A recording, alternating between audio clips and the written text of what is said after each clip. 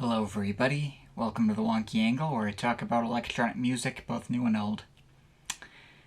And today, I'm talking about the new album from Clark, Playground in a Lake. Alright then, this is round 3 of me talking about Chris Clark. Hope we're familiar with this guy. Once a Warp Records mainstay who continually put out lots of quality IDM projects over the last 2 decades that all sounded pretty different from each other. I've highlighted his 2017 album Death Peak as a personal favorite, both of that year and of the entire 2010s decade. I highlighted his 2006 album Body Riddle when going down 40 more greatest electronic albums of all time. If you want more detailed thoughts on his previous stuff, you can see either of the videos I've already made on him. Though even if I wouldn't necessarily consider him one of my all-time favorite artists in this genre, I do certainly find him both consistent enough and consistently interesting enough where I wouldn't at all mind doing a proper series on him someday. Now, what does need to be brought up more specifically is his last studio album from 2019, Kyrie Variations. That was a weird turn for him, almost out of electronic music entirely and into modern classical music. I figured at the time it probably was going to be like a one-off diversion for him. His next album is probably going to be totally different, but it's a neat little way to deepen the variety in his catalog. I was a little surprised to pick up this latest album, see all the various guest features and how it was being advertised, and realizing, oh, so that last album wasn't a one-off. This is just what he's sticking to now. Yes, Playground in a Lake is another foray into modern classical music and is even marked as such on iTunes. This was slightly worrying to me since while I generally liked Kyrie Variations, I didn't particularly love it or think it was anything all that special or memorable. The kind of thing that I mainly liked just for the novelty of Clark branching out and trying new stuff. A novelty which obviously wasn't going to be present here since he's now already done it. So okay, if it's not going to be anything new or out of the box for him, I was at least hoping for this to be a stronger effort, possibly be the kind of thing I actually would like to return to, which Kyrie did not really accomplish. Haven't listened to that one since I did my video on it. And I was more intrigued by the much more fleshed out album length, though it was anyone's guess how much I was really going to enjoy it. Honestly, my expectations weren't really soaring through the roof. I don't want the exact same album a second time from him, and was half expecting to just throw this into the next Some Stuff I Missed, and then ended up changing my mind and making a proper video after having gotten a few actual requests to talk about it. And anyways, after actually listening to it, well, okay, it's not the exact same album as his last one. But in the same way that, like, Totem's Flare is not the exact same as Turning Dragon, or Death Peak not being the exact same as his self-titled, there's some differences in, like, structuring and sound play, but this project is fundamentally pretty dang similar to his last. Playground in a Lake does feel a little more electronic on average, and this time the mood feels much more intense and even outright apocalyptic. Especially in its final stretch, where Kyrie felt a lot smaller scale and more intimate, I guess. This one feels like it's trying to build a lot more stakes, scale everything upwards to match the Meteor album length. Now, perhaps unfortunately, while this project is an improvement on Kyrie in some departments, it's also a step down in others. This project is a lot more overtly dour and dismal, the kind of thing that had me less looking forward to repeat listens and could just put me in a bad mood. Also, I feel like the length was not nearly as well justified as it needed to be. There's a lot more filler on this one, and despite having much higher high points, it's markedly less consistent. Kyrie felt more like an actual album if a minor side offering, but Playground in a Lake sounds like it was originally conceived as a film soundtrack and then the film got cancelled or something, which left Clark to just release this on its own. And what's weird is that I think I just described the actual background behind Kyrie's development, while Playground was just an album that Clark wanted to make on his own, not attached to any specific property. Well, citation needed on that, but how this ended up feeling less like a standalone project is beyond me. It's still an admirable effort that I thought was fine for what it was, but yeah, I don't think I would rank it among his best or most impressive work to date, aside from isolated moments. Now, one idea I do think is pretty cool with this project is that while I did describe it as very overtly dark and dismal, that darkness actually continually builds up over the course of the album, starting out fairly harmless sounding and falling deeper and deeper down that depressing rabbit hole as the album goes on.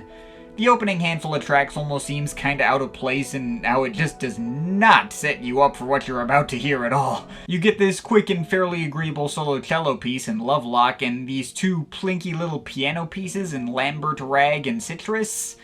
The former of those almost seeming borderline cheerful? I mean, it's nice, and I like that buildup of synths in the second half, but that one just makes less and less sense in the context of the album with each passing listen. Citrus made its best attempt to segue out of the previous track and take it into more fittingly moody territory, which I can appreciate a little better. Probably my favorite track in this opening stretch, though I don't think this album really starts to show what it's all about until its fourth track, Forever Chemicals. This much more stately and monolithic string piece that slowly shifts along, but mainly just feels like this big, dismal rain cloud of violins. I will say that while I didn't care for this one that much on first listen, it was one of the bigger growers on this project, one of the tracks on here that most successfully got its emotional resonance on here to carry across.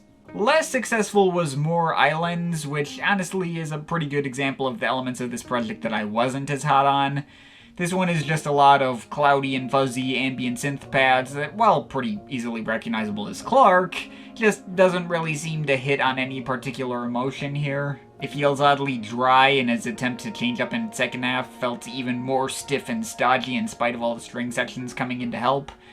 This track just kind of meanders around aimlessly and ends up feeling like a less impactful or satisfying companion to the track it immediately followed. And the variance in quality only continues to go up and down from there. Small sticks out like a sore thumb thanks to the very childlike vocals of Nathaniel Timoney, but I don't mind his presence at all, or the fact that his presence happens to make this track feel a lot more like a cohesive, well-realized song. And copy-paste all my thoughts on that track to the later track Emissary, which accomplishes a lot of the same goals, but is more depressing. But then you also get, like, the dissonant and oily synth dirges of tracks like Disguised Foundation and Aura Nera and Already Ghosts.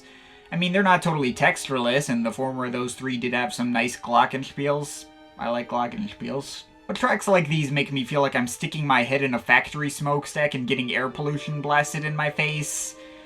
And I'm guessing that's kind of the point. I mean, the entire project has this very doomy, ecological bend to it that's never outright mentioned, but can't help but come to mind.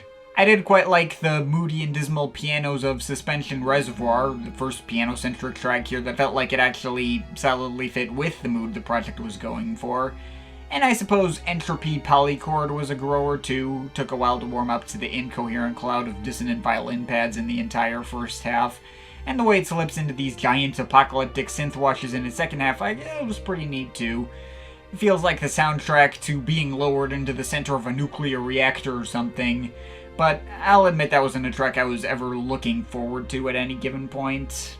But I'll tell you what, I did kind of allude to this earlier, but I think this album's final stretch is where it really starts showing off its best material. Starting with the track Earth Systems, is the most intensely sour and dissonant and dark track on an album which is already anything but a bundle of joy. All these buzzing synths, distorted noises, cloudy synth pads which hiss away and never quite match the thin bass drones. The whole mix is so intense it borders on outright horrifying. There are attempts to slightly lighten the mood with the already mentioned vocal track Emissary and the slightly more welcoming yet forgettable string piece Comfort and Fear, and by lightening the mood I mean going from intensely dark and scary sounding synth pieces into intensely sad sounding and more minimal orchestral pieces, so, you know, not really lightening the mood at all. But then we dip right back into the depths of bleakness as we transition into the final two synth pieces, which also happen to be the two longest tracks on here. Penultimate track, Shut You Down. I'll just say it right here. Best track in the bunch, easily. This one feels like just watching the end of the world, and like its brash synth washes are just so monolithic and impressively intense, they just feel like they're towering over me with all these thunderous and huge bass thumps. And the 10-minute closer, Life outro, not as impressive and impactful as Shut You Down. Basically feels like it's stretching the ideas from that track out and slightly watering them down. But still, it's got the same crushing bleakness as the penultimate track. Like the aftermath of the end of the world, and you're the last survivor among piles and piles of rotting dead bodies and dead animals as far as the eye can see. And even you are getting poisoned by the air around you and about to join the piles of death yourself. This whole last stretch of the album is positively stomach-churning and takes the already dismal and unpleasant mood of the rest of the album and cranks it up to 11. If the whole album were as good as these last 5 tracks, this could end up in the lower 8 range at least. I'm just off and on whether that stretch makes up for the rest of it not really sticking with me as much as I'd like. The whole project was a grower for sure, got a little better with every listen as I was able to get behind its insanely heavy atmosphere. The kind of thing that makes me feel like I'm watching this ridiculously heavy-handed documentary in black and white, meant to remind you of all the environmental disasters ongoing, and make you feel like the planet we live on isn't going to be habitable for much longer and there's no one to blame that besides the human race itself. I think it would be the understatement of the year to say that this album is a downer. It's not a fun listen at all, but is specifically trying not to be. It stews in sheer negativity and instrumental nihilism all the way through. But again, aside from the last 5 tracks, which are a massive gut punch, the rest is just kind of a gigantic, mildly unpleasant dirge that only occasionally interests me. Also, those first 3 tracks, again, while nice, don't fit in with everything else. I certainly can't call Playground in a Lake bad for what it is. It accomplished what it set out to do. But man, did it wear me down. I don't see this project sticking with me long term, and it's not the kind of thing I actively look forward to listening to more. But I do respect what Clark is doing here, and can't deny that, if nothing else, that last section definitely left an impact.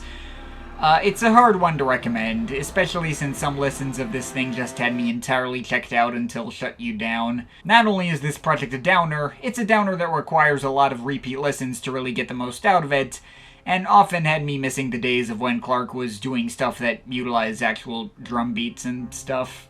But it's also not like any of the unpleasantness of this album didn't have purpose behind it, or like this didn't pull off some stuff that no other Clark album has before. I'm really conflicted on this thing. It's probably too fragmented and inconsistent to fully sign off on as something special. I can only say that parts of this thing really worked for me and not the entire project as a whole. But I do have to give it credit for those parts. So, if all I've said still makes it sound like the kind of thing you'd like to listen to, absolutely give it a shot. I think I'll overall give it a 6.7 out of 10. But of course, this is just my opinion. You can feel free to disagree with it, but I'd like to hear your thoughts, so leave the comments in the comment thing down there. Shout out to my Patreon supporters. They're awesome people. You want to add yourself to that list or make me review something, link to my Patreon is in the description. But yeah, that's pretty much it. That's all for today. See you next time.